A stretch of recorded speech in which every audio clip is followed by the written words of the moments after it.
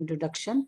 And I would also like to thank the organizers for inviting me to present my talk. It is really an honor and my privilege to be here amongst you. So I can see that the list of participants is very vast. There are about 46 participants, and I believe they are located from all over the country. So thank you so much for joining, and let me just share my screen. Let me know if you can see my screen. Just a minute.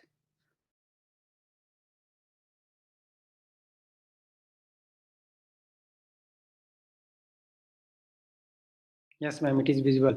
It is visible? But you can't see my... No. This is not the right screen. Just a minute. You can't see the PPT. Yes, ma'am, PPT is not visible. The screen sharing is visible. Now it's gone. Yeah, don't worry. I will just see what is happening.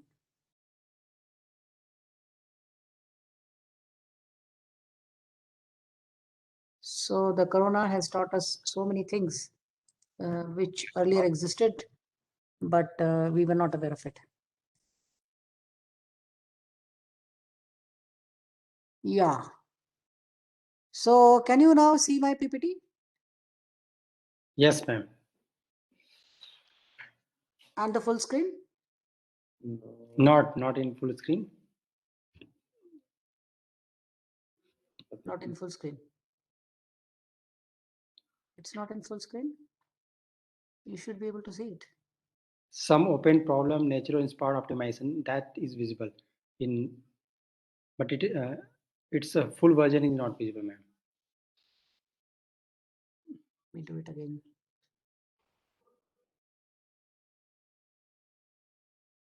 What about now? Yes, ma'am. All right, great. So sorry for the technological hitch. So today's talk is going to focus on the fundamental aspects as well as some advancements and some open problems related to nature-inspired optimization technique. Now, the learning outcomes of this talk are outlined here. That is, first of all, we'll talk about what is the meaning of nature-inspired techniques, and then I will touch upon some of the success stories and applications of real life. And then I'll discuss the general template of a nature-inspired optimization techniques with the help of a working example for the gray wolf optimization, the particle swarm optimization, and the ABC algorithm. Then I'll move on to some open problems in nature-inspired optimization techniques, and I'll close my talk with the help of some introducing the research work that we are doing at IIT Roorkee and some announcements. So over to you. That is, if you want to know more about my research work, the internet does the trick these days, and you can know more about my work. The objective of my talk today is to motivate some of the young researchers so that they can adopt this very interesting topic, that is the nature-inspired optimization techniques, into their careers. So first of all, what is the meaning of optimization? You are probably all aware that optimization is the art of selecting the best strategy amongst multiple strategies. For example, in this diagram, we can see that these persons, they have to climb the hill, and they have multiple options to do so. So the best strategy for carrying out this job of reaching the top is called as the optimization in a layman's language. There are numerous applications of optimization, particularly in the design of machines. Whenever you have to minimize a cost, you have to maximize the reliability, and also in experimental status when there is some least square estimators. And of course, the neural networks, which play an important role, particularly in machine learning, there the neural networks, the performance of the neural network will depend upon the optimized weights. So these are some of the most important and currently talked about problems in applications. Now, machine learning is, of course, one of the very important aspects And you must have heard about artificial intelligence, data science, and machine learning. So there, the classification problems, the feature selection problems, the regression analysis, the topology optimization, and as I said, the training of the neural networks for optimizing the weights of a neural network. So all these things, they fall under the machine learning problems, and they have lots and lots of applications. The question is that why are the nature-inspired algorithms preferred over the traditional algorithms? The reason is that the nature-inspired techniques are applicable to non-differentiable and also sometimes on discontinuous functions. They are also applicable to non-separable functions, rotation functions, and ill-conditioned problems, and also when the problem is NP hard. Also, the characteristics of the real world can be outlined as follows. That is, the real life problem may in general be non-differentiable, and also the constraints could be of various categories, that is linear as well as non-linear. Coming to the search space could be discontinuous, it could be discrete, and the decision variables could also be of different types, that is discontinuous, continuous, or discrete, or permutation, and the dimension of the problem could also be very, very large. And of course, many of the real life problems can be modeled as multi-objective optimization problems, which means that instead of one objective, there are multiple objectives which have to be minimized or maximized simultaneously subject to the same conditions. The optimization problems can be classified based on the various criterias, that is the number of decision variables, the type of variables, the degree of nonlinearity of the objective functions, the presence of constraints, the number of optima, the number of optimization criterias, and also whether the objective function is dynamic with respect to time. The literature is very rich about the classification of the optimization algorithms that are present. That is the unconstrained, the constraint, multi-objective, multi-solution, and dynamic methods. So now coming to the mathematical definition of a nonlinear optimization problem, we can define the most general nonlinear optimization problem as minimization or maximization of n-dimensional function. That is, the function f is a real valued function from Rn to R, and it is subject to set S, where S is defined by some inequality constraints and some equality constraints, which are in general allowed to be nonlinear. Of course, F is also allowed to be nonlinear.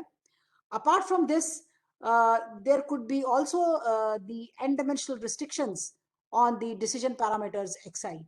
Note that the function f is a function of capital X, where x is n tuple, that is x is equal to x1, x2, xn.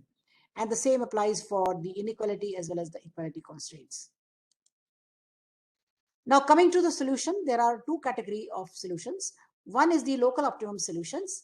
That is, the solution is said to be local if there exists an epsilon neighborhood around it, such that f of x is greater than or equal to f of x bar for all x belonging to D intersection n epsilon x bar, where D is the search space and n epsilon x bar is an epsilon neighborhood around x bar. However, if this condition is not restricted to an epsilon neighborhood, then it is called as a global minima. Otherwise, it is called as a local minima.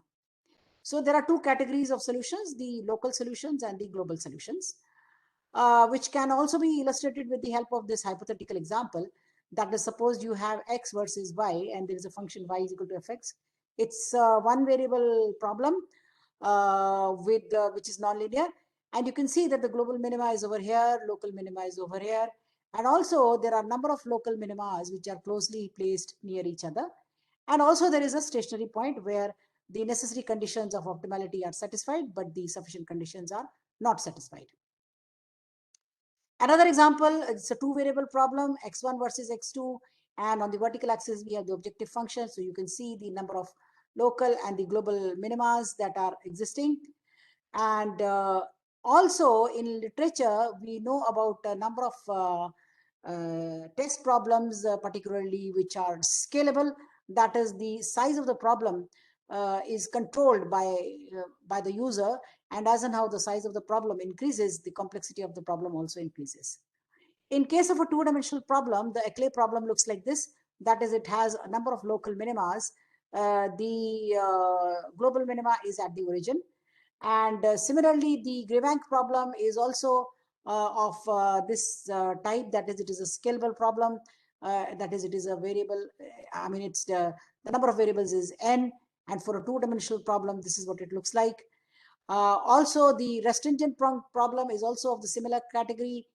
And the Rosenbrock problem is a problem where there is only one minima, and it also has a saddle point.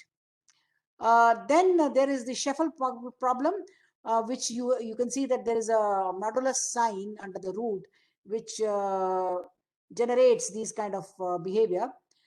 Like this, there are a number of other test examples, but since our objective is to solve real life problems, we are looking for computational algorithms which are secure, robust, and they reach the global optimum solution in order to solve various application problems arising in various science and engineering. Now, the literature review talks about two kinds of numerical approaches. One is the deterministic approach, and the second is the probabilistic approach. In the deterministic approach, there are point-to-point methods, which are listed over here. And in the probabilistic approach, there are these kind of methods, that is the genetic algorithms, etc., which is the focus of my research. Usually, the nature-inspired techniques are defined as those problems which are, of course, they are lying in this category, the probabilistic approach category. That is, they derive their inspiration from nature, whether it is the way in which the living organisms they behave, or some other natural phenomena which exists on this earth. This is a very small list of some of the nature-inspired techniques, which are also called as heuristics and also called as meta-heuristics as well. And now, the difference between the nature-inspired techniques and the traditional techniques has to be clearly understood. The nature-inspired techniques, they search from a population of solution instead of a solution. Now, what does this mean? This is the most important concept based on which the nature-inspired techniques are based. In the case of the deterministic approach, we use the Newton-Raphson method. That is, if the minima is at this point, xk plus 1, then we start with the initial guess x naught, which has a function value fx naught. And with the help of the Newton-Raphson method, keep on updating this x naught, let's say to x1, to x2, and let's say to xk. And as and how the convergence occurs, we expect that we get the best approximation for the minima. This is the way the most of the deterministic approach methods work. On the other hand, the probabilistic approach, it works instead of one solution, it works with a randomly sampled solution, and it's usually called as the population. So initial population is consisting of 3 points, x0, x1, x2. It is not necessary that it is 2. It is not necessary that it is 3. It could be 5, it could be 10, depending upon the user's choice and the computational facility that is available. So these solutions are called the initial population. They are randomly generated feasible solutions. And as and how the generations proceed, these solutions keep on changing their position. As you can see in the next population, this is what the solutions are looking like. And like this, as and how more and more generations are applied, all the solutions, they converge to the global optimum solution. Another example to illustrate this concept, suppose you have a two variable problem, x versus y, and they are randomly generated feasible solutions. The minima is located over here, which is indicated by the red dot. And as and how the generations proceed, these solutions, they change their position and in such a way that as and how the convergence occurs, they all converge to the minima. And the best amongst them can be considered as the global minima. The other differences are that is the nature-inspired techniques use probabilistic transition rules instead of the deterministic rules, and the nature-inspired techniques can be applied to discontinuous and non-differentiable functions. Now, this is very important because just now what we have seen is that in reality, when you're looking at a real life problem, then the real life optimization problem could be having a discontinuous function, and maybe it is sometimes non-differentiable, sometimes even discontinuous. This makes the nature-inspired techniques more versatile to be used for solving real-life problems. Usually, these algorithms are very easy to program, and a simple knowledge of programming can help you in writing the code for it. Coming to the classification of the nature-inspired techniques, there are 4 categories as enlisted over here. The evolutionary algorithms, the swarm intelligence algorithms, the algorithms based on physical laws, and the miscellaneous category. The evolutionary algorithms, some of the algorithms under this category are genetic algorithms, differential evolutions, evolutionary strategy, genetic programming. Each of them are very, very vastly used, and one can talk more and more about each of these algorithms as and how we proceed. These techniques are usually based on the Darwin's theory of evolution, which has 2 basic properties, that is the property of inheritance and the property of competition. Inheritance means that passing the features, the good features from one generation to the next generation. Just as in human beings, we want that the property of intelligence, the property of beauty, that should be carried over to our children. So exactly in the same way, when we are writing a genetic algorithm, we want that the good solutions should be given more priority so that they can move on to the next generation. Competition or the survival of the fittest is the property that based on a fitness criteria, the preference will be given to the better solutions. Coming to some success stories, the design of the nose of a high speed has been done with the help of genetic algorithms. Imagine this is a highly complicated problem which has real life applications. And according to a Japanese website, it is clearly mentioned that genetic algorithm has been used to solve this challenging problem of real life.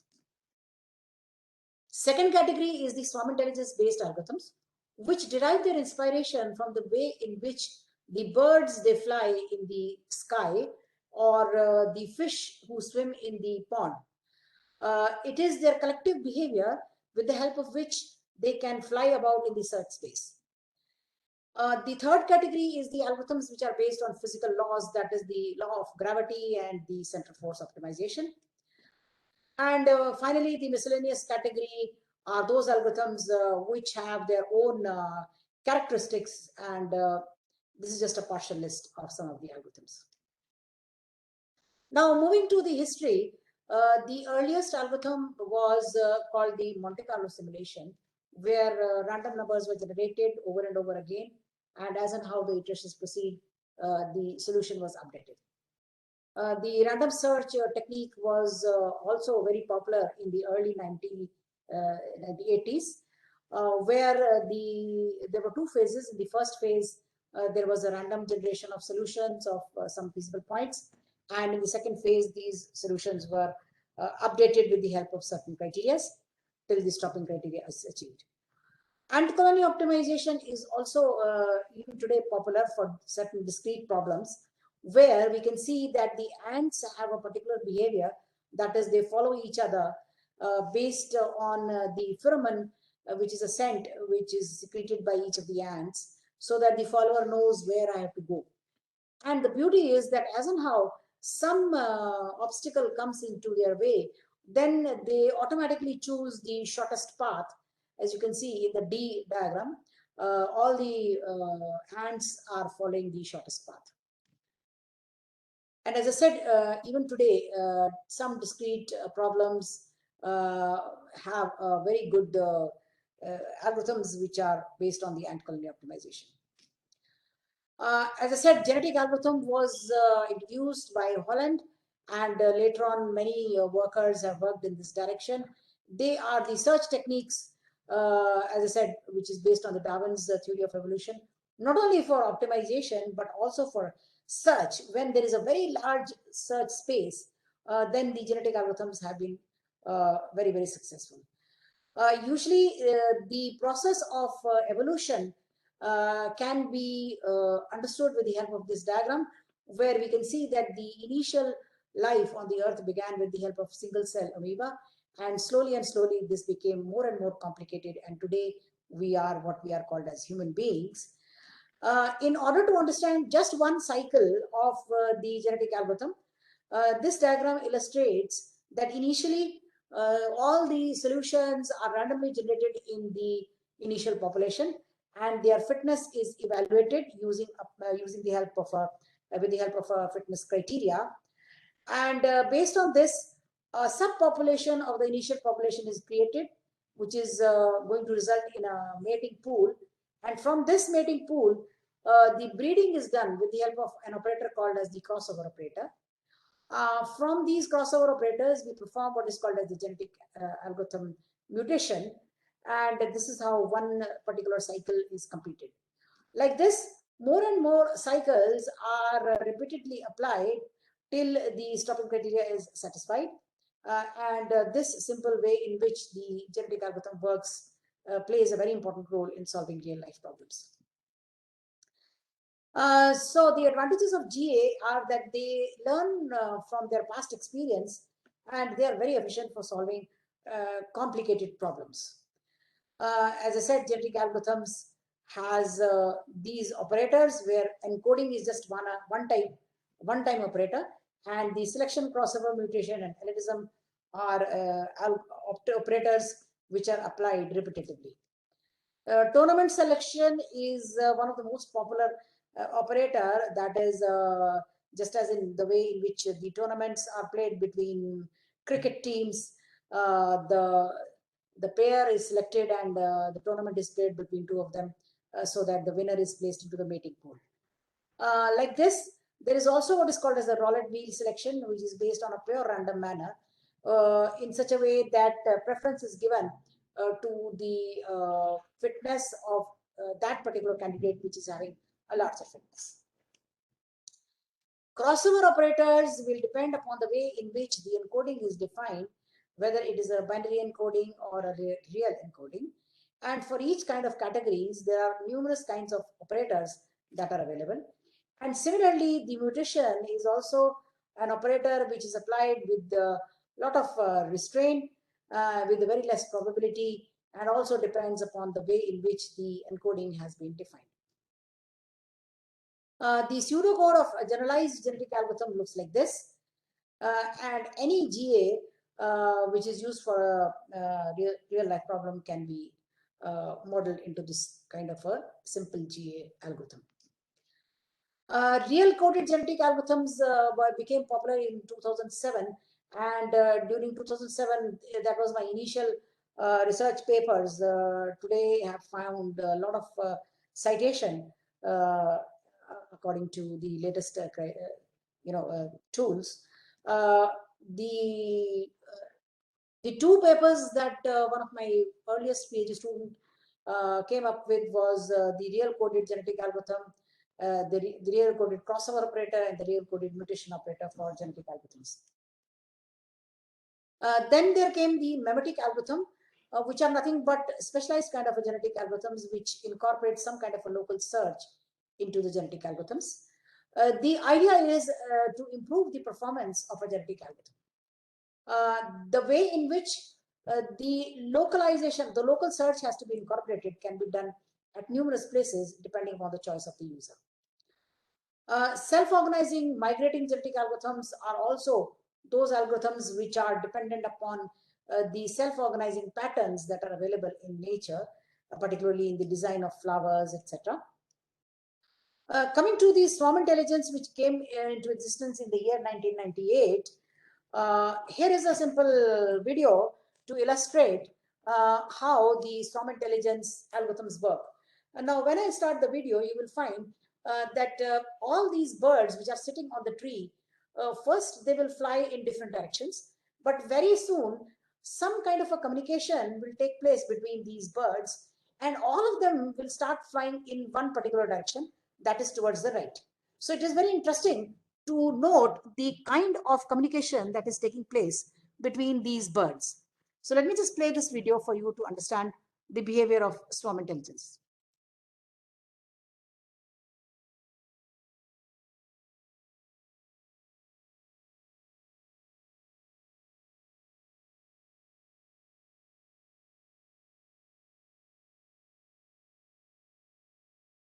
So I hope you observed that initially they were all flying in different directions, but very soon they started flying towards the right direction. So this is a communication which took place between the birds, and this concept of swarm behavior is going to be incorporated into the particle swarm optimization.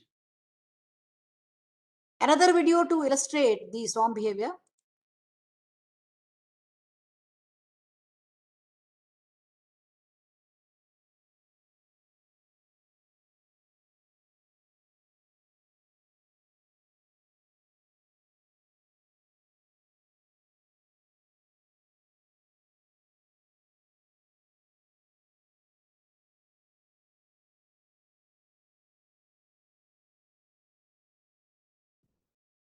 So imagine this communication that is taking place between each of these. We call them as search agents. So they are searching the space, and how they are moving, that some kind of communication is taking place, and that is the basis of the design of a particle swarm optimization. Coming to some success stories, you must have heard about the drones.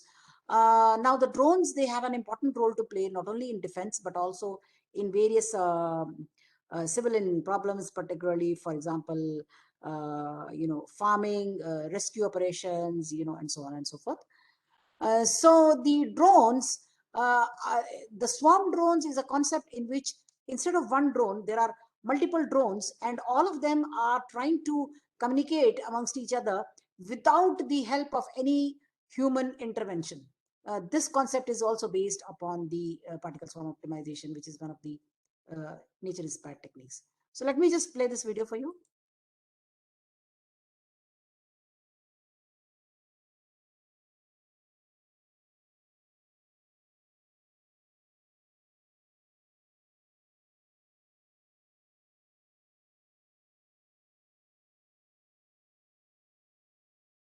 So the swarm drones is again based on the principle of swarm behavior, and as I said, it has a lot of applications. Now coming to the generalized template for a nature-inspired technique, let us take a simplified situation, that is, we want to minimize an n-dimensional problem subject to the lower and the upper bounds. So we'll just for the moment forget about the inequality and the equality constraints. Let's take a simple example of a two variables which has two different sets of bounds on the x1 and x2 parameters. So the generalized template of a nature-inspired techniques looks like this. That is, initialize the pop size and the maximum number of iterations allowed. Generate a population of randomly generated feasible solutions in the search space and evaluate the objective function at each of them. Initialize the iteration and start the bigger loop, that is do for iteration is equal to 1 to maximum iteration allowed, and perform the various operations based on the nature-inspired optimization technique that you're using, and report the current best solution as the optimum solution. So this generalized template will cover all the nature-inspired techniques that exist. So the first step is how to generate the initial population. This is usually done with the help of a random number generator, which can be used to generate uniformly distributed random numbers between 0 and 1. So most of the platforms provide a facility for generating random numbers between 0 and 1. They can be scaled between the lower and the upper bounds with the help of the simple linear transformation, that is capital R is equal to x min plus small r times x max minus x min.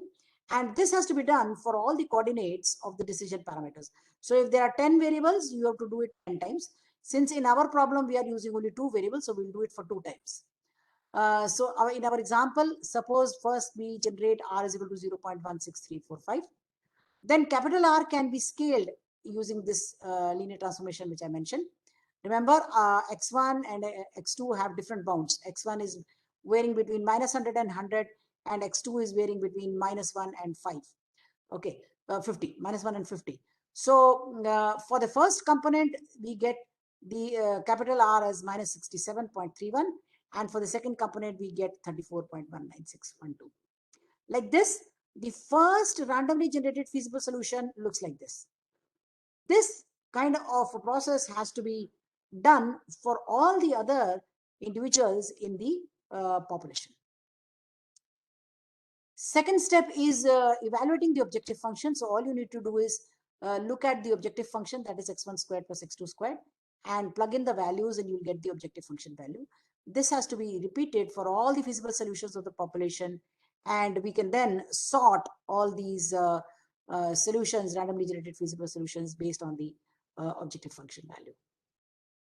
Then we can apply the various operators, and as I mentioned that I'll be using GA, PSO, and ABC, and these operators can be applied, and so that now you can look at their behavior. Coming to the stopping criteria, how do you know when to stop? There are a number of ways in which the stopping criteria can be implemented. One is that use the maximum number of predefined iterations. That is, before starting the algorithm, you tell that, okay, I am satisfied with 10,000 iterations.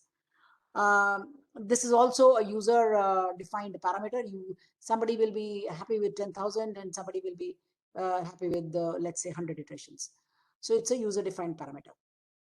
Also, another way is to look at the absolute value of the F worst and the F best. If it is less than epsilon, then also you can stop. And similarly, whenever the best fitness at the iteration, kth iteration and the k-1th iteration is less than epsilon, then also you can stop. And of course, the combination of two or more of the above can also be designed as one of the stopping criteria. So the flexibility of designing stopping criteria has been provided. You can do it the way you like. Now we will take the following three algorithms to solve our working example. So quickly, of course, it's not possible for me to go into the details of each and every algorithm. Like the PSO, we need to initialize the swarm and evaluate the fitness. We need to obtain the global best, the personal best, and the velocities, and then move each particle to a new position. Now, don't worry if you don't know anything about these particular terms, but basically, these terms are defined in the way in which the particle swarm optimization works. There are two governing equations of particle swarm optimization. That is the velocity update equation, which is nothing but V is equal to V plus C1R1 P best minus current plus C2R2 times G best minus current, which means that it is the velocity of each particle is obtained by the position of each particle with respect to its own personal best position, as well as with respect to the global best position of the entire swarm. And they have to be multiplied with the help of a random number. So R1 and R2 are uniformly distributed random numbers, and C1 and C2 are constants, so that the swarm doesn't diverge. The second equation is the position update equation, which says that the current position has to be updated depending upon the velocity. With this, now let us come back to our problem, that is the working example. So suppose using the PSO, we have generated this randomly generated feasible solution. So we are using 6 particles, okay, and I'm generating them randomly. I'm obtaining their objective function, and we find that this third particle is the best because it's having the least objective function value. Our problem is a minimization problem, so we want the least to be called as the global best.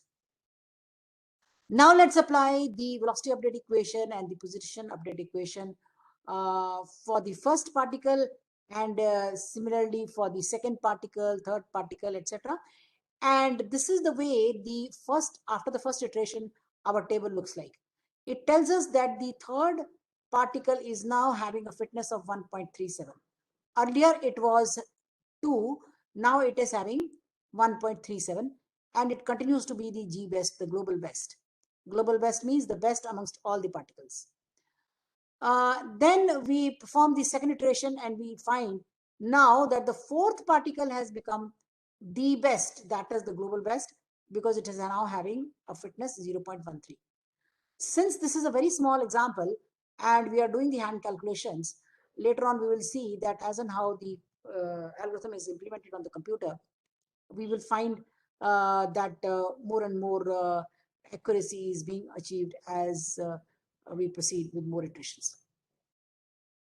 The second algorithm I'm going to talk about is called the Gray-Wolf optimization algorithm, which is one of the algorithms which was developed in 2014, which is based on the hierarchical behavior of any society. So the best solution is called the alpha solution, second best is called the beta, and third best is called the delta, and the rest of them are the omega solutions.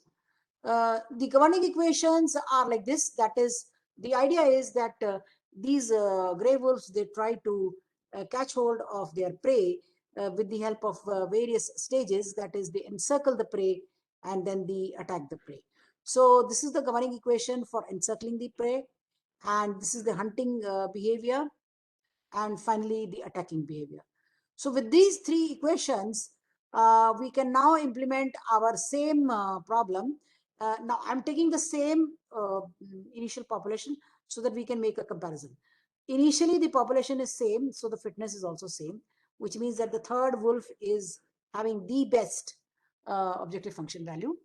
Now using the technology or the terminology of gray wolf, we will call the third wolf as the alpha wolf, and the remaining ones as beta. The sixth one is beta, and then the delta and the omega. Now we'll apply the first iteration based on the governing equations that I mentioned just now. So the updated first wolf will look like this: 1.11 and 2.61. And like this, all the updated wolves will be looking like this, which means that at the end of the first iteration, the alpha wolf is now the fifth wolf. And you can see that the fitness value has become 0.012. So it is a big jump from the earlier fitness as 2. Then the second iteration looks like this. So there is not much of an improvement, but doesn't matter.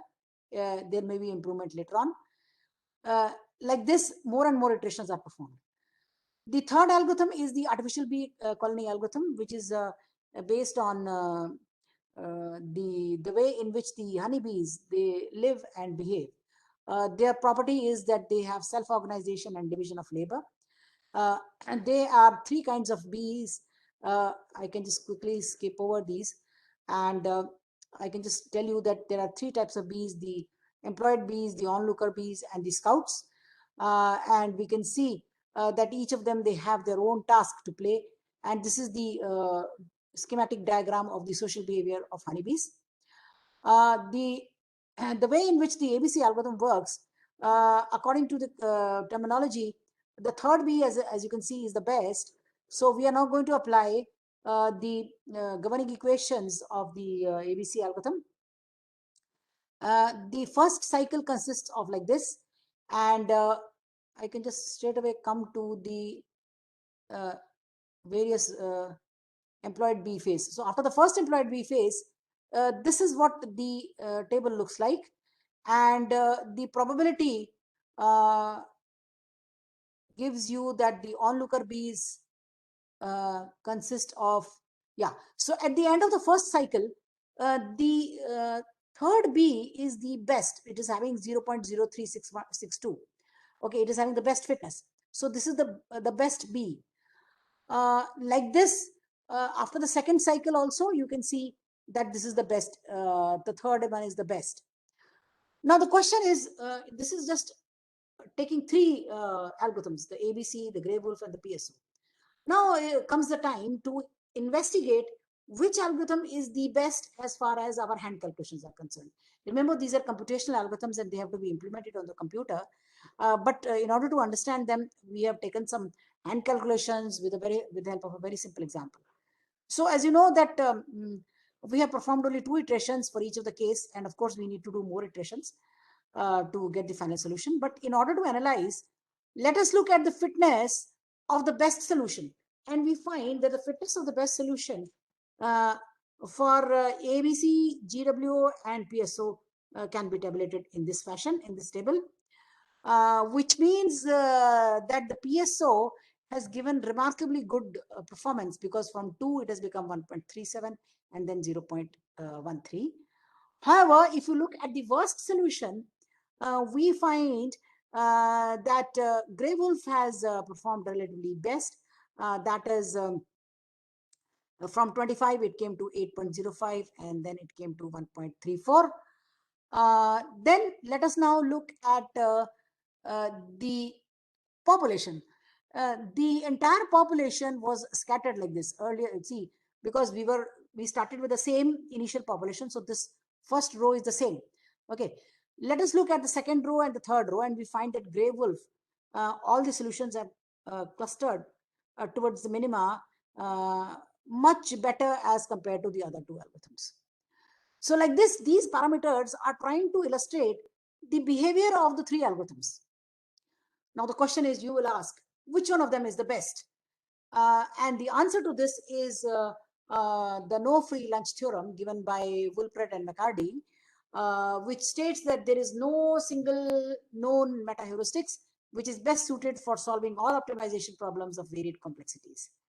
What does this mean? This means that just like there are so many diseases which you may have a heart problem, you may have a diabetic problem, or you may have some eyesight problem. So depending upon the problem, that health issue that you are having, you will go to the respective specialized doctor. Exactly in the same manner, you will have to look at the complexity of the real life problem and then only decide which particular algorithm you should use. Coming to the open problems, the first open problem which I want to focus is how to analyze the nature-inspired techniques mathematically in terms of their convergence, stability, and robustness. Because in mathematics, these kind of concepts have to be very clearly mentioned, and lot of research is possible in this area, in this open problem. That is, what kind of convergence and what kind of stability and robustness does the particular nature-inspired technique have? Of course, designing more and more nature-inspired techniques is also there, but of course, for the existing ones, you need also to have some kind of a method, because till today, no mathematical rigorous proof is available for these concepts. Second open problem is the fine-tuning of the parameters for a given algorithm in order to achieve the best performance for a given set of problems. Now, as you must have realized that these nature-inspired techniques are dependent on numerous parameters, and it is important that the performance of a nature-inspired technique will depend upon the way in which these parameters have been fine-tuned. So therefore, the concept of fine-tuning plays a very important role, and a lot of research is possible in this direction. Thirdly, the third open problem is the design of new types of benchmark optimization problems. As I mentioned that I just shared with you some of the test problems, which we call them the benchmark problems. Today, a lot of scope is there in designing challenging benchmark problems so that you can trick the algorithm. So that this itself is a very important area of research. Fourthly, how to identify the most suitable performance matrices for a fair comparison of algorithms. Now, I have just taken, in this particular talk, I have just shared with you three criteria. The performance of the best solution, performance of the worst solution, and the performance of the initial population. These are just three simple ways in which we can analyze the behavior. However, in literature also, there are many other ways in which the performances of these algorithms can be tested. Of course, I have not covered them over here. But also, apart from this, there is a lot of scope of research in which, by which you can actually carry out the performance matrices. And the fifth most important open problem I would mention is how to scale up these algorithms so that they will work for small scale problems to solve large scale problems in the real world applications. Because in general, in real world, scenarios, the problems, the optimization problems are having large number of variables, large number of constraints, large number of decision parameters, and also sometimes large number of objective functions. So how to scale these small scale problems into large scale problems, that also is a big challenge. So what I want to motivate the audience is that there is a lot of scope of research in this area of nature inspired technique. Now, coming towards the end of my talk, which I would like to mention is that the research work that has been carried out at IIT Roorkee, genetic algorithm was my earliest focus of research. These are the my past researchers who are currently employed at various places all over the country as well as abroad. Then we began our research on particle swarm optimization. These are some of the students, my past students who worked on particle swarm optimization. Then some of the new algorithms also I tried to study it with the help of these students, and a lot of good work has been published in various journals. So currently, these are my students who are working on various aspects of nature-inspired optimization techniques, particularly with the help of some real-life applications. These are some books which I would like to mention if you want to know more about nature-inspired optimization techniques. These are some of the journals in which you can find very interesting research papers which are being published, and you can also plan to submit your papers in these journals. Of course, there are a number of conferences, and these are some announcements as has been introduced by Dr. Anupam. I am the founding president of Soft Computing Research Society, so I urge you to become a member of this, because if you become a member, then you will be put on the email list, and you will keep on getting updates. Also, if you plan to submit a research publication, you can submit it to the International Journal of Swarm Intelligence. Also, I'm the general chair of the International Conference on Soft Computing for Problem Solving, which is going to be held in IIT Mandi. And if you plan to submit a book proposal or a conference proceeding, you can submit it to the Algorithms for Intelligent Systems, of which I'm one of the series editors. So with that, I come to the end of my talk. Thank you so much, everybody, and I would be very happy to answer any questions. So any questions, please ask.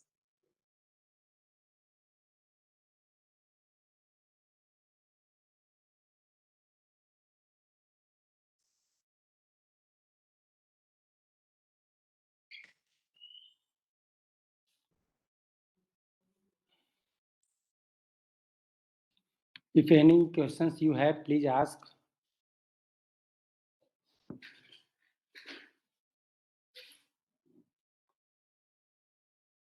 So one other question from Rajesh, ma'am, for biomedical signal processing, ECG analysis, which is the best optimization algorithm other than GA? I have not worked on these applications, but of course, a lot of research work has already been done, as I'm aware, and that this is one of the most important application areas. Usually, genetic algorithm is one of the most popular methods for genome sequencing. We are talking about genome sequences these days. A lot of work is being done in that area. So you may look at, definitely you may look at genetic algorithms.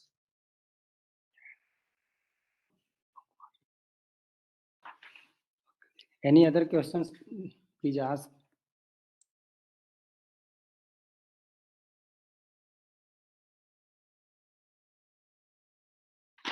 Any other questions, please?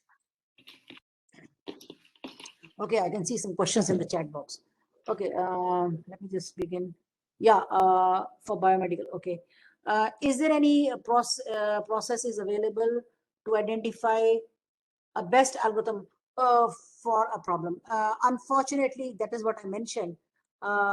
Because of the no free lunch theorem, there is no best algorithm for all the problems. But of course, for a given specific problem, you can decide which algorithm is going to give you the best results. This you can do with the help of the expert advice of an experienced person, and of course, the sky is the limit. Okay, so how fuzzy logic is applicable in genetic algorithm? Oh yes, this is a very good question. Actually, fuzzy logic is the topic of this program. However, there is something which is called as fuzzy logic genetic algorithms. So fuzzy has been incorporated into genetic algorithms, and this has become a very popular area of research as well. Of course, when you're talking about soft computing, then soft computing has three components: fuzzy logic, genetic algorithms, neural networks, etc. The hybridization of genetic algorithms and fuzzy logic plays an important role. And in fact, you can talk about the design of fuzzy logic with the help of genetic algorithms, and the design of genetic algorithms with the help of fuzzy logic. So that hybridization exists, and a lot of research is being done in that area. Yeah. Which algorithm you prefer for wireless biomedical sensor network? I can't answer that because I have not worked on this area. But again, you need to do a lot of good research work, literature review. The literature review will tell you the answer to this question. Usually, this is, see, wireless problem is a discrete problem. So probably ABC, or even let's say ant colony. Ant colony would be a good choice. Okay. Can we send any journal? Can we send any journal? What do you mean? I didn't understand the question. Can we send any journal? What is it? Can we send any journal? You can send your publication for these journals which I have mentioned. Definitely, of course, it will go through. Regarding neural networks, oh yeah, soft computing is a very good. Applied soft computing is a journal. Soft computing is a journal. There are hundreds of journals, but again, you must focus on good journals. You must go focus on reputed journals where the review process is stringent. So neural networks, there's a lot of scope of research, and a lot of journals are available. You just need to do a lot of searching on the net. Yeah. Any other questions, please? Yeah, soft computing and applied soft computing also.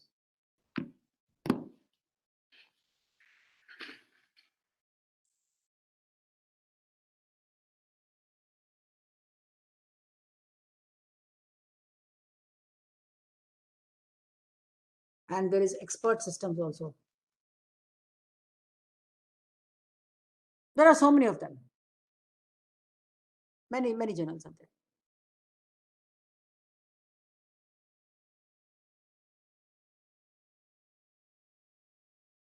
Any other questions, please?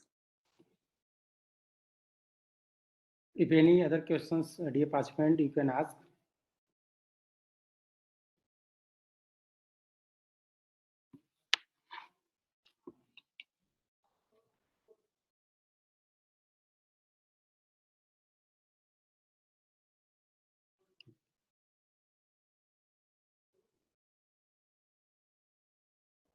I think no questions. Madam, can we apply this optimization technique to the deep learning architectures? Oh, yes, definitely.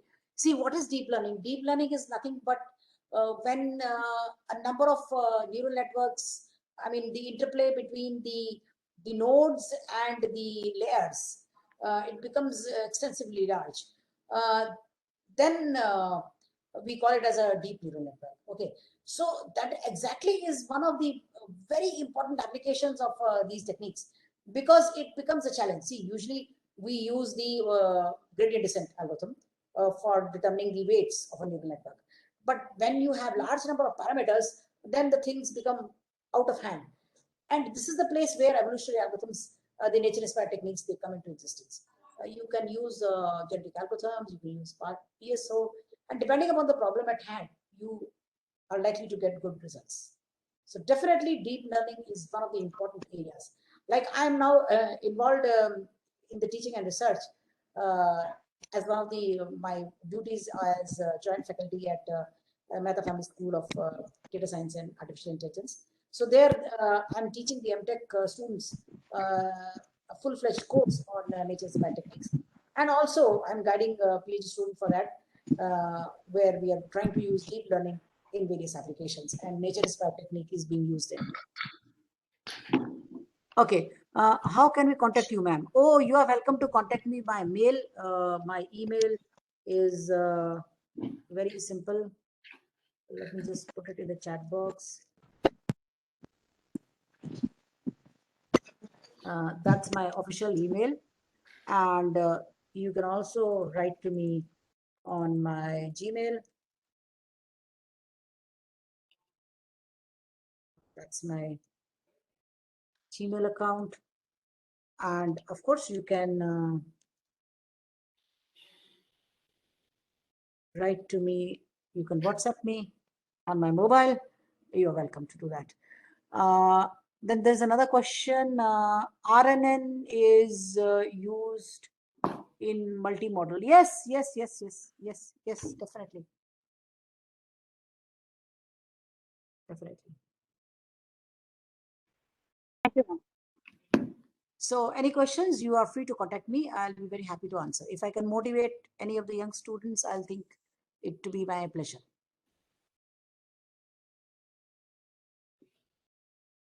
I think there's no question from participant. If participant having any questions, please ask.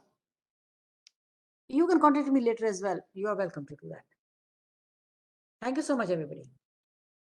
Thank you, madam. Thank you, madam, for giving a wonderful talk on from the starting from basics of genetic algorithm to about GWN, etc. I hope the participant will definitely get a benefit from that particular talk. Thank you, madam. Thank you so much. Thank you, everybody. Have a good day.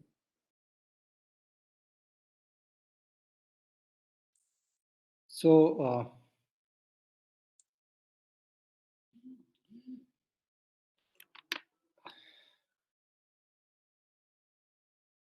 okay.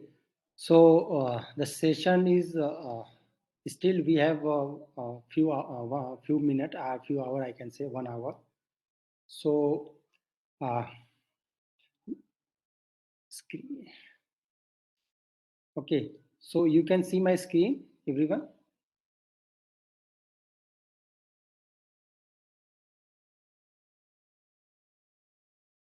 Yes, anyone can say? Yes, sir.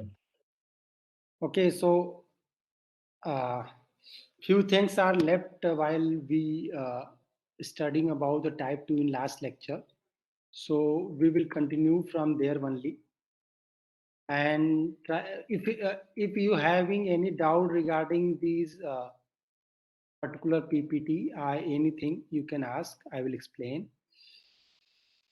Otherwise, I will try to explain one example, the famous example related to that particular fuzzy logic, type 2 fuzzy logic controller, right? So this is my PPT, which I was discussing in last class, right? Before after the Tufan sir. So till now we have discussed about applications. Now the approximately half of the slides are remaining. So we will try to see in remaining class. I hope, because there still is time. We have around 1 hour, so we will take that particular lecture. Okay. So if we talk about application, the different type of applications are available in literature. Few of them are listed here. From current slide. So like classification, you know that a classification is one of the technique where we are classifying the objects, right? Different type of objects are available. We can classify by the fuzzy logic applications. And fuzzy logic controller is one of the best application. Most of the time we are applying the fuzzy things to the controller technique only. Function approximation, time series prediction, decision making, and image processing is one of the, again, a famous area where we are applying these techniques. Another one is biomedical signal processing like ECG, etc. kind of signals. We are classifying the signal as per our requirement. So these applications we have seen in, we have discussed this thing in last session of mine. Now, why we are going for type 2 fuzzy controller, right? So that is the meaning of words that are used in antecedent. You know that when we are designing our control techniques, so if and then rule are there. So if and then that statement is available. The if statement is known as antecedent, and the consequent statement is then, after the then, right? So that statement, the antecedents and consequence of rules can be uncertain. Words mean different thing to different people. Means same word may be different for different people. Just like the Professor U.S. Tiwari is discussing about things like if the cold in India right now, in northern part we are facing cold weather, right? So it is around in between 10 degrees Celsius to 20, in between that, right? But if you go in some foreign country, there may be the lesser than that. Okay, so cold and hot is depend upon the location wise. That is the meaning, right? The same meaning will be different for different people. That can be accommodated with help of type 2, this, right? And consequence may have histogram of values associated with them, especially when knowledge is extracted from the group of experts who do not all agree, right? So maybe we are extracting some information from group of people, and that information is I can say that not suppose everyone is not agree on the one things, right? So that can be also resolved through the type 2 measurement that activate a type 1 FLS main noisy, means the noisy data. From the feedback we are getting noise, because in feedback we are having sensors. Sensors may be noisy, and that therefore that noise data will feedback in input of the controller, right? That is the again another part, right? The data that are used in to tune the parameter of type 1 FLS may also be noisy. Means when we are tuning type 1, the tuning can be done in different way. First way is to tune the scaling parameter, like when the Professor Rajesh Kumar is discussing about the KPKD, things related to the fuzzy, right? KPKD is in the input and output will be KPI, KPD kind of thing. So that value may be noisy. The data that used to tune that particular parameters may be noisy, right? And type 1 fuzzy sets are not able to directly model such uncertainties because their membership function are totally case. Means the if we drawing some, suppose this is your membership function case of type 1. So if we drawing one line that it is intersecting here somewhere, right? So that particular value is crisp. But in case of type 2, that range in, because this is the, it contain upper and lower membership function, and this is the fuzzy kind of things. On the other hand, type 2 fuzzy sets are able to model such uncertainties because their membership function are themselves, this membership function are themselves fuzzy, right? So membership functions of type 1 fuzzy sets are two dimensional, as we see in our previous slides, whereas membership function of type 2 fuzzy sets are 3-dimensional, right?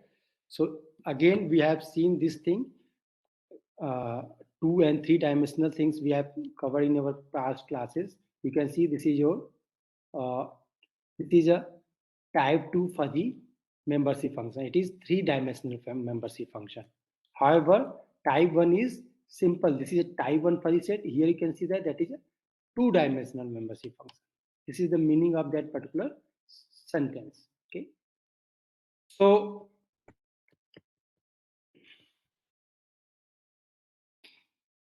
just a second. Where we are. Okay. Now we will take one case study. If my voice is clear now, if anything, any problem, you can directly tell to me. Okay. Sir, please discuss type 2 fuzzy modeling with example on MATLAB. Yeah, this is this thing. This is one of the case study. Right now, I cannot see the chat box. If you having any issues, any problem, or anything you want to ask, you can directly uh, unmute yourself and speak. Okay.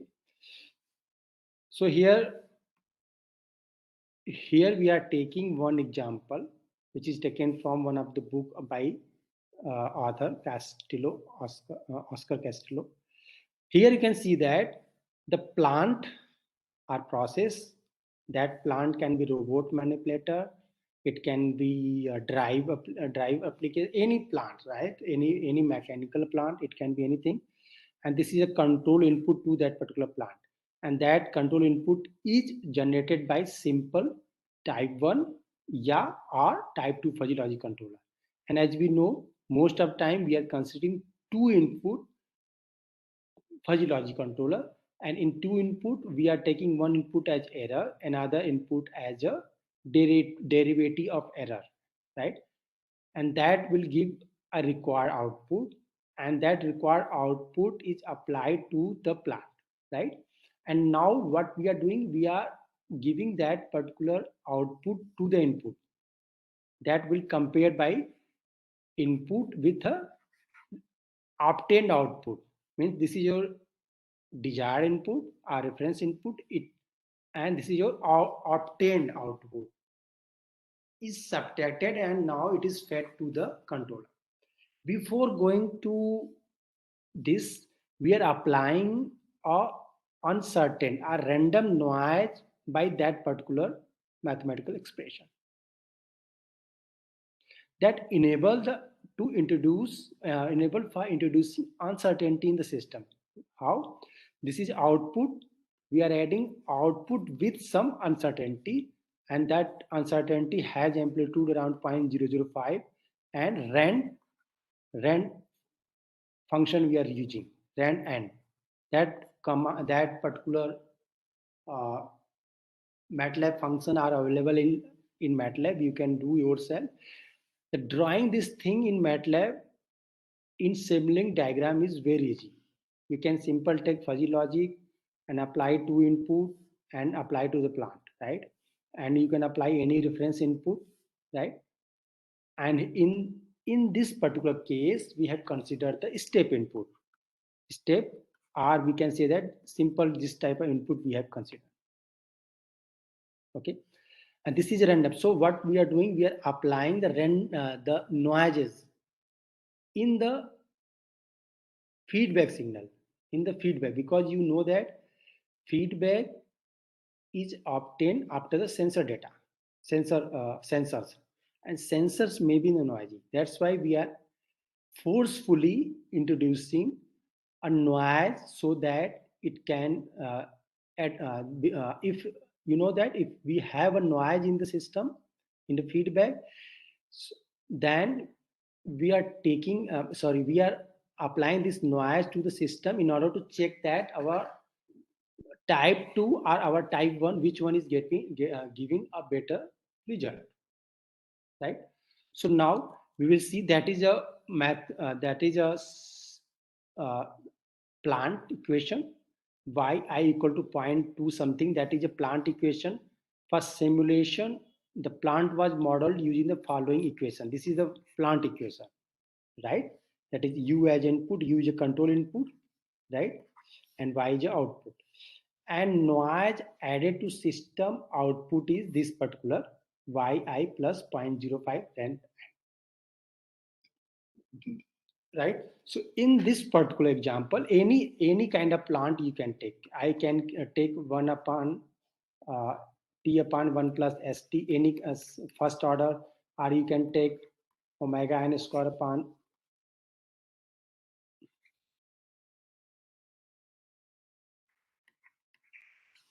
right, any second order plant you can take it, and you can do all the analysis as right.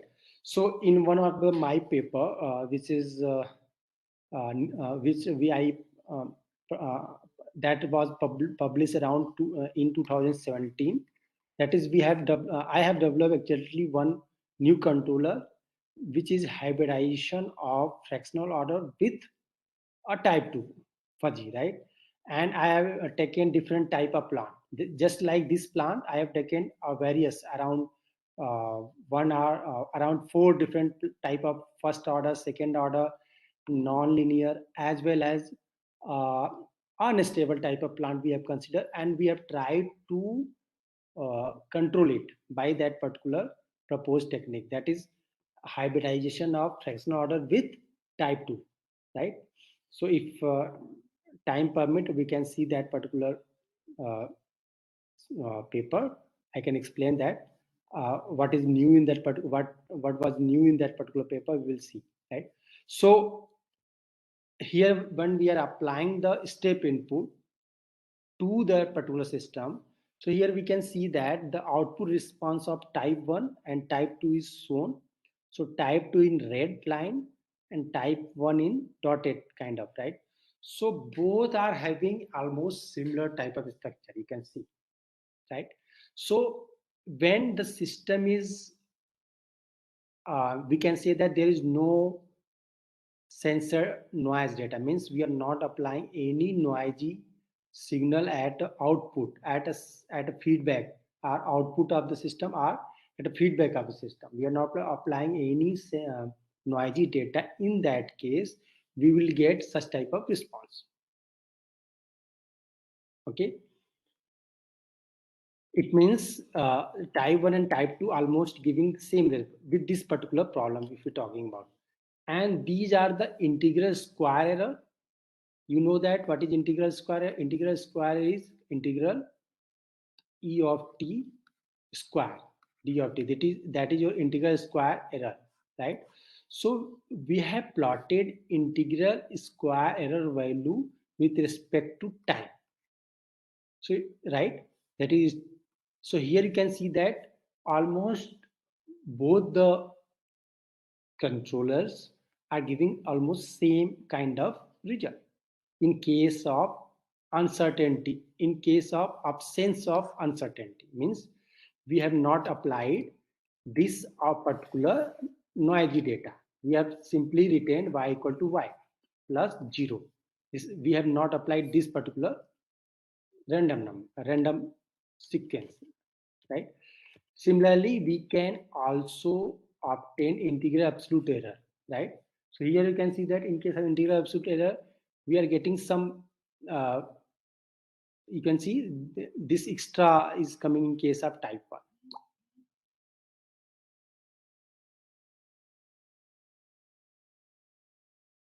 Okay. And this is about the integral time absolute error plot. Right, again this is taken in absence of uncertainties, right?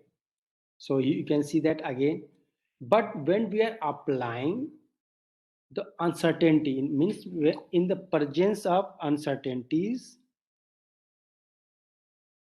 here you can see that in presence of uncertainties, the red line, this is red line is type 2, and that dotted line is about the type 1. So you can see that fluctuation in case of type 2 is lesser, in presence of uncertainty compared to the type, right? So this is the advantage observed in case of type 2 fuzzy, right? Similarly, in case of integral square error, you can see that, right? The less fluctuation observed in presence of uncertainty, and in similarly integral absolute error, and next is integral time absolute error. So this is the main advantage of type 2. In presence of uncertainty, suppose we have managed to make some quadcopter, or some different type of devices, right? So due to environmental condition, due to some other sensors noise, whatever we expect, we are not getting exactly what we want, right? So in that case, type 2 will give a better performance in terms of uncertainties. And you know that uncertainties can be uh, it can come at any time, right? There is no a prediction about the uncertainty, right? And the uncertainties may be due to the, we have just discussed about 5 different sources of uncertainties may affect the conventional fuzzy logic things, right? So here you can see that this is a comparative analysis. In the comparative analysis, here you can observe the ideal system means there is no uncertainties in case of type 1. The ISE, integral square error, absolute error. What is integral? It is your integral absolute error. And this is your integral time absolute error, right? So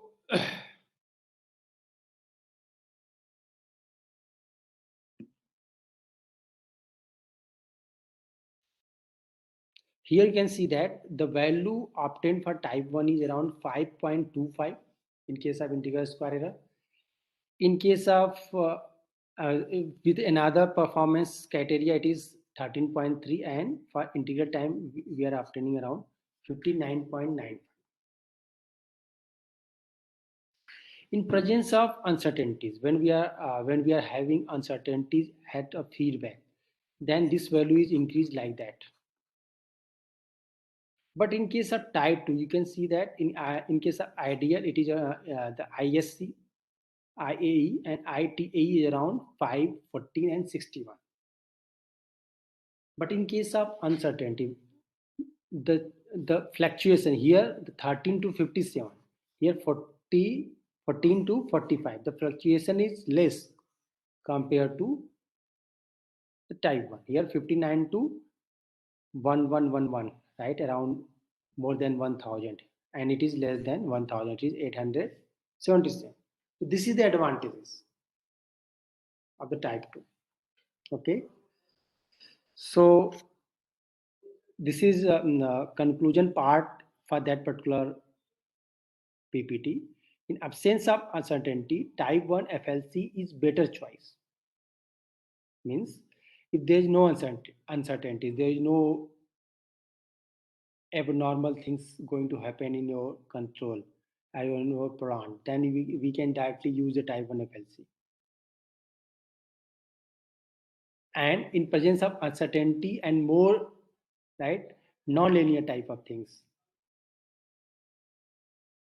then however type 1 can handle it, but type 2 is a better choice in terms of uncertainties, right? So this is a conclusion for that particular. So this particular slide is taken from these these references. Here you can see that different. So in order to make this particular slide, we have used around these papers. Okay. So if you're having any doubt regarding this particular things, you can ask me. Yes.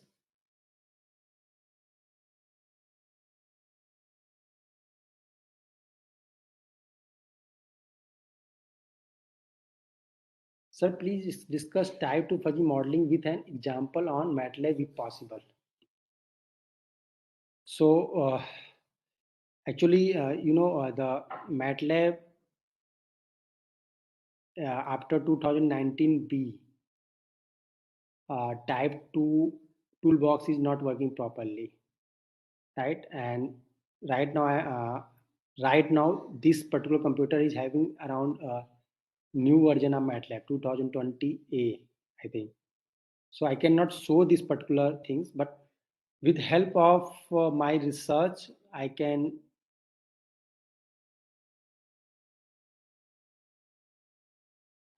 try to explain the things related to type 1 and type 2. Okay. So my voice is audible. Anyone can speak, please. Everything is okay. Yes, sir. Great. So now I'm going to discuss one of my published paper, which is published around 2018, I think. What I have done new in this particular, I will explain, and that also help you to understand how to think a new kind of research, right? This is not a big things, but I have just hybridized two things and try to implement in robot application. So before going to discuss my research, I have to discuss about fractional order system. What is fractional? When fractional order, with this particular example, you can understand this is a कोई doubt हो, you can ask me. If anyone having any doubt, please ask related to anything. Otherwise, I will start with this particular slide.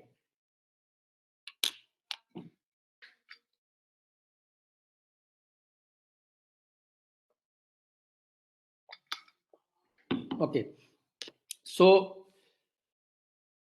when we are, if we are representing PID, that is KP plus integral of error dt plus d by dt et. This is your PID, simple PID. When we are making it fractional, so how it will be possible? KP integrating. This integration will be fractional. D by dt is like d by dt power something. You have seen about 1, 2, 3 like that, but in that particular case, we have this range. This particular range of power may be varying from 0 to 1. That is fractional. Okay, so fractional order calculus is area where mathematicians deal with derivative integral of non-integer order. Means the power of derivative and integral is now non-integer. Till now we have discussed integer thing. The derivative power is 1, 2, 3 kind of. Now similarly integral will be like that.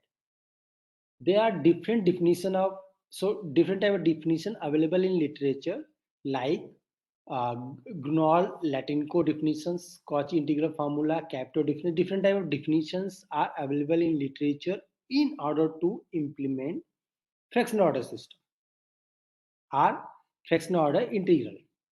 So first effective paper published around 1999 by Podolbany. He is still working on fractional, and a lot of research is going on in this field by the Podolbany. They have demonstrated more flexible structure, PID, by extension of traditional notation PID. This is your new notation, right? Pi power lambda d power mu. This is the power of integral and derivative. What is power means? Now the power will be in between 0 to 1 also. It more than 1 also means it will be 0 to 1, in between 2 to 3 like that. Yeah, 1 to 2. So mostly lambda and mu varying between 0 to 2. More than that, it may not work properly in case of control applications. And this fractional order PID is abbreviated like that, fractional order PID controller. And that provides extra degree of freedom for not only design controller gain, but also for designing or tuning that particular. Means again, we have tuning parameter.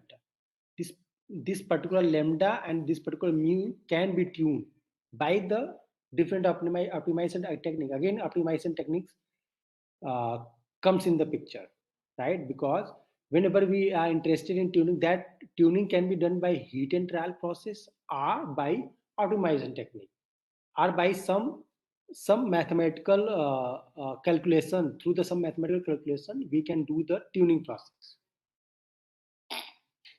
right? So that can be possible.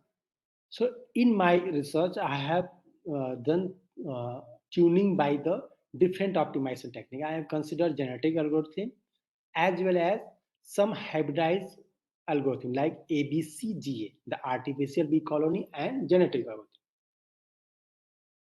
Right here you can see that this generalized PID controller with fractional order is given here. Here you can see that if lambda and mu are 0, then PID, this is lambda and this is mu. So lambda and mu is 0, then this become 1. So P, this is become P controller. If lambda is 1, then this become PI, mu equal to 0, right? Because this lambda x-axis is lambda and y-axis is mu. Y-axis is mu. So if mu is 1, then lambda is 0 in that particular. So this is a PD controller, means this location. And in case of PID, where lambda and mu both are equal to 1. So here you can see that initially we have P, PI, PD, a PID controller only. But due to the fractional concept, now we have this particular range. Now we can have this particular range also for the control application. Now we can change the lambda and mu value and we can get this particular area, right? And this area is helpful while designing a fractional order PID. And right now, we can say that last 5 to 6 years, the fractional calculus become famous, and a lot of people are working and easily getting the paper in this by hybridizing PID with the fractional order with PID. And nowadays, a lot of research are available, right? So, right. So now we'll discuss a few things related to PID. So you know that the PID controller are mostly used in the industry. More than 90% still industrial application we are using the PID only because of their simple structure, easy implementation, and low maintenance cost, and etc. But they are less effective for complex system. What kind of system? Complex system. That can be a time delay. The system, we are talking about system, that can be the multi-input, multi-output, that can be the higher order, modeling nonlinearity, structural uncertainty, and due to their different type of structures. Okay. Okay. So as we know FL, so now in this particular topic, we have implemented type 1 with fractional order, right? First I explore about type 1 and fractional order, then I went for type 2 and fractional order. This is the things I have done in my past research, right?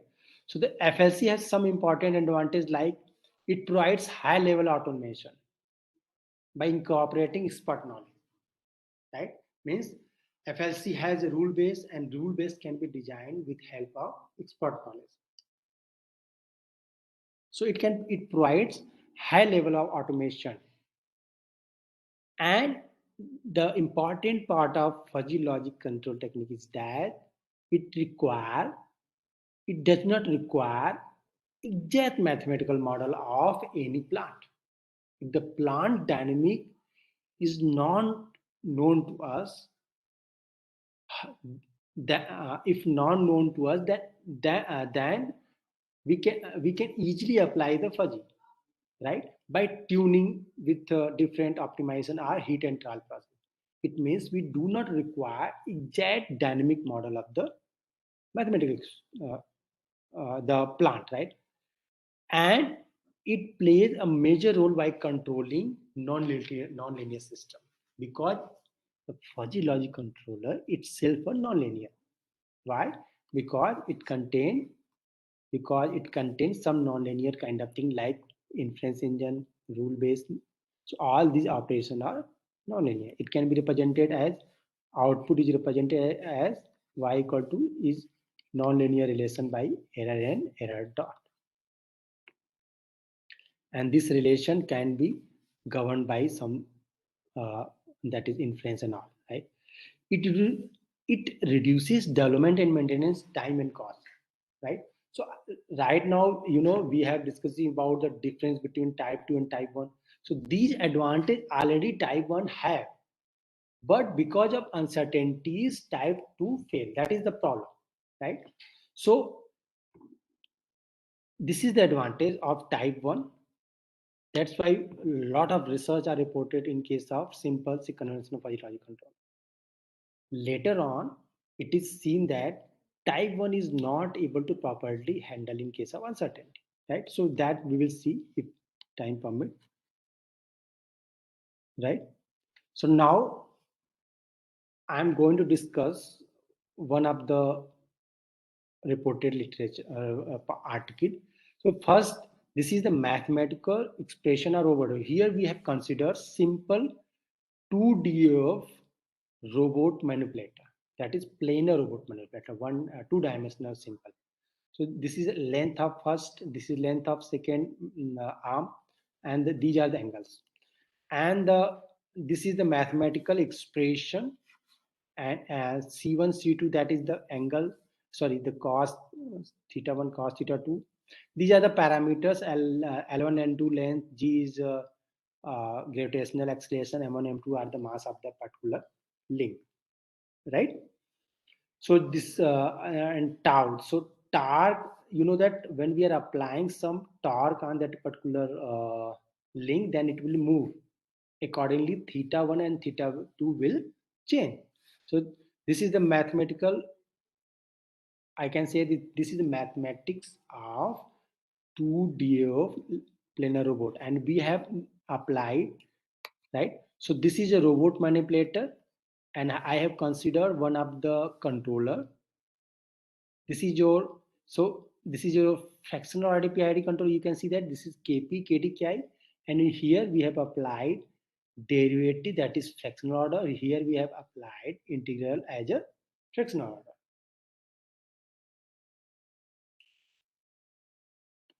Right? And we have amended one fuzzy pre-compensator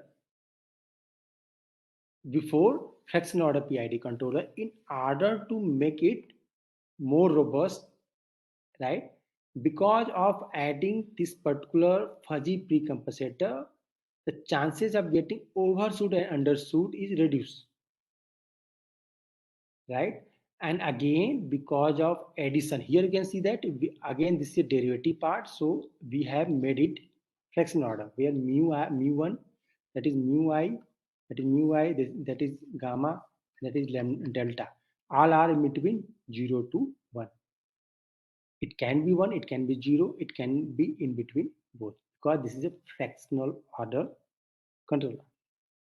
So this is the basic schematic diagram of fractional order fuzzy P for PID controller, right? These are the mathematics. Error is the difference between desired trajectory minus, this is desired trajectory theta di, and that is output theta it. That is desired trajectory minus theta it. And this is your theta pre, means this is your theta pre, that is reference trajectory for that particular FOPID controller. and that is calculated by the summation of UIT, that is control output from that particular fuzzy, plus the desired output.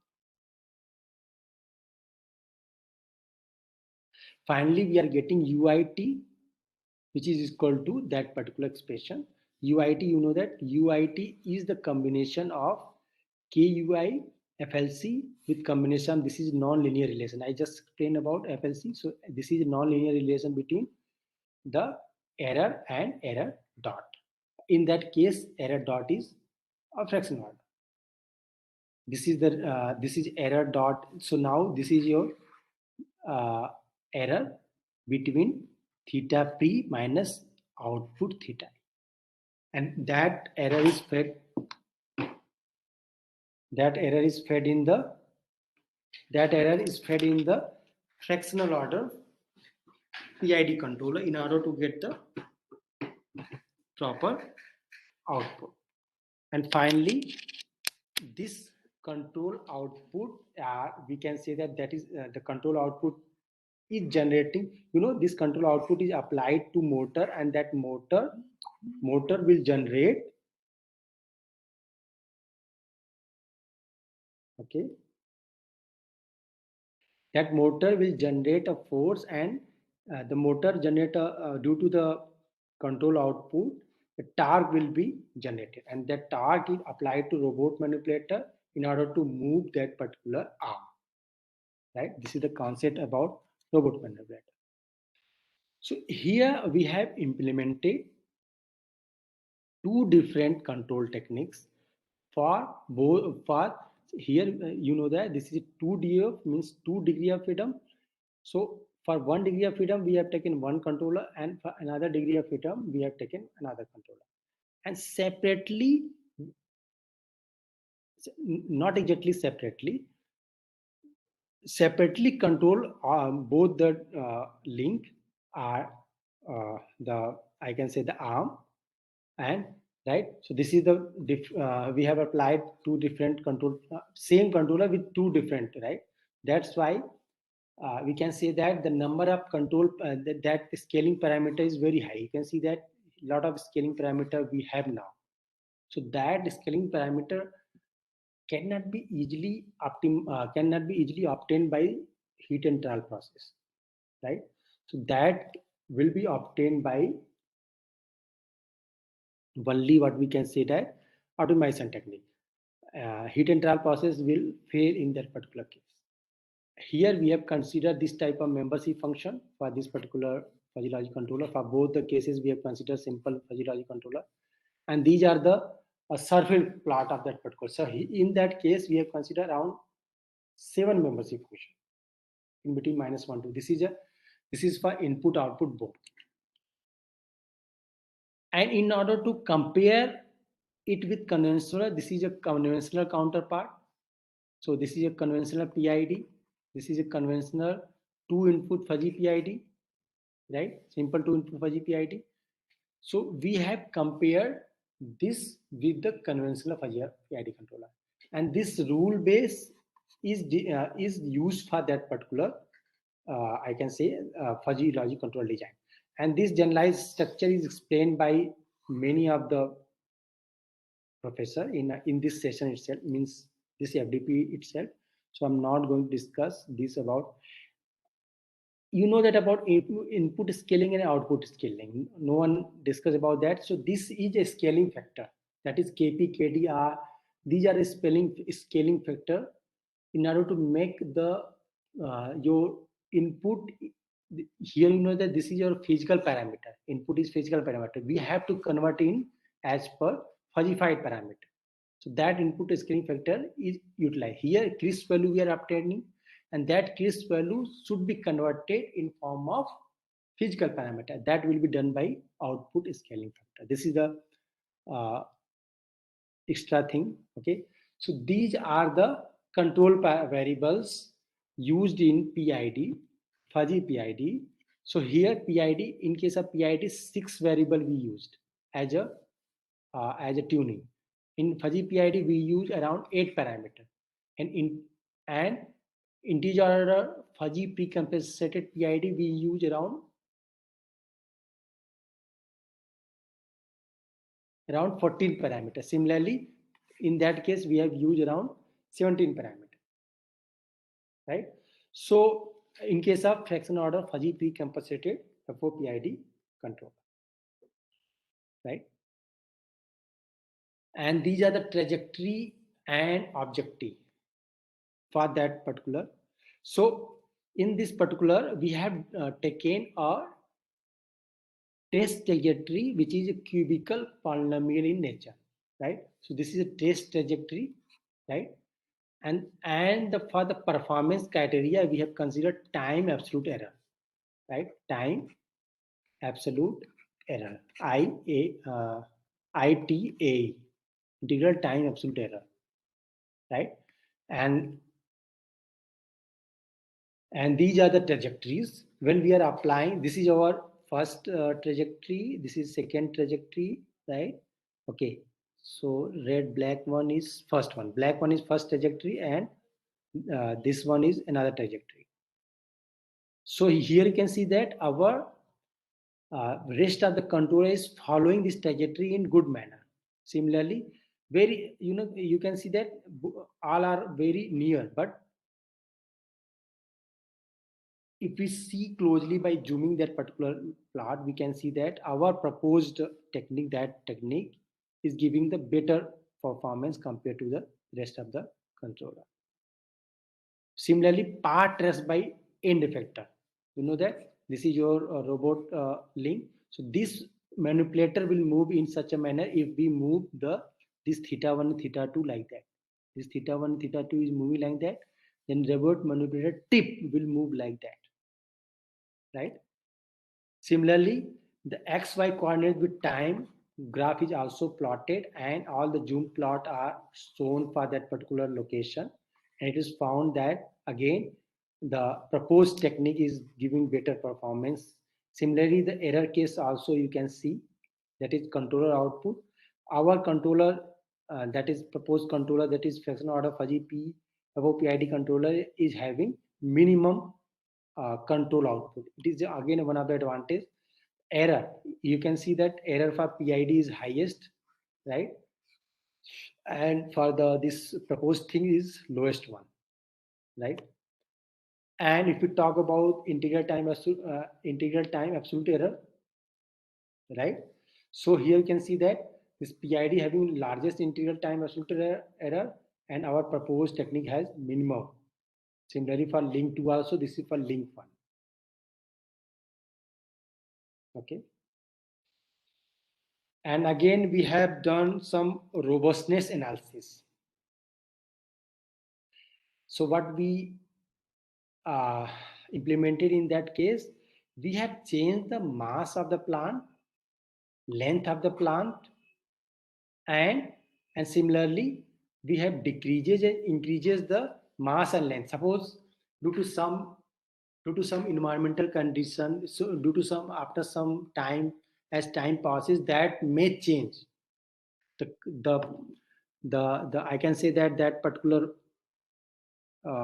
material, they change the weight. So what we have done, we have just forcefully introduces 5% changes in these values, and again simulated for all the 4 control techniques, and we observed that our control technique is giving minimum error.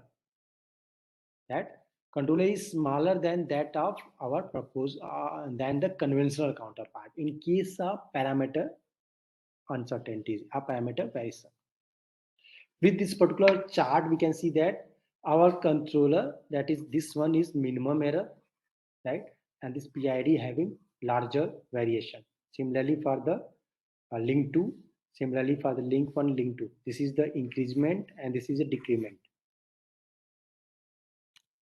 right? Again, we have done robustness testing with help of applying the disturbance at a control output. So at control output, we have applied disturbance in form of sinusoidal, that is 0.1 sine 50t. First, we have applied it on link 1, then we applied link 2, and again we have applied to the both of link. And from this particular table, we found that the integral time absolute error is values remain smaller for proposed controller, that is this one, compared to the rest of the control technique, right? So we have done a lot of analysis in this particular paper. Here again, we have done plotting for the same, and this graph plot is telling about all this fact, right? And this graph plot explain as that again, this is highest one and the proposed one is lowest one. In all the graph, this is the same thing we are observing. This is for disturbance applying link one when right, when disturbance is applied at link 2, similarly when disturbance is applied in both the links, right? These are the things, and these are the simulation results when we are applying the disturbance of 0.3 sine 50t Newton meter at a control output, and these are the results for that particular disturbance. These results for the trajectory tracking, path tracing by end effector, and these results for XY coordinate versus time variation. Similarly, that is control output plot, and this is the error plot. Again, that PID having a largest error compared to the.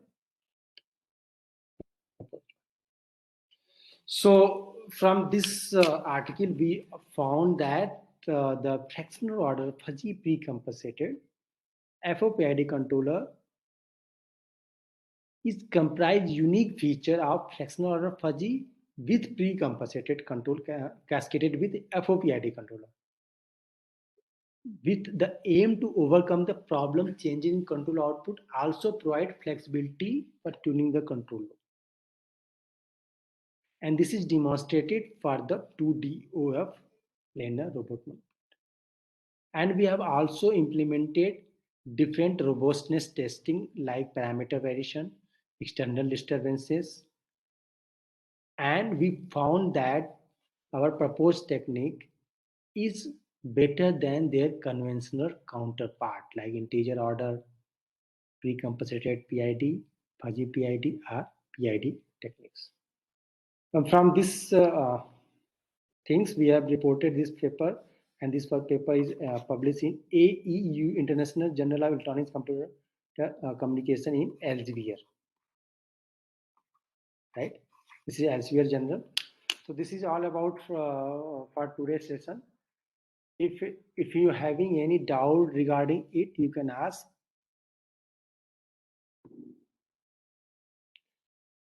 So implementing fractional order controller is very easy. You can go and search fractional order toolbox. Toolbox is available in here. The FormCon toolbox for MATLAB is available. You can go there and download it. And in the similar fashion, again, this is done by, okay. So this FormCon toolbox was proposed by Tepli, Alekeshai, right? I have many conversations with him regarding the toolbox. So you can make your own code because there is no, I can say that no need to make the code for that one. You can directly take this particular toolbox. Yeah, you can modify as per your requirement, right? So you can download it here, and in similar fashion, what we have seen in case of type 2, similarly, you can import it in the MATLAB and you can directly use it, right? So very easy to use that particular toolbox. Any other concern? Let me know.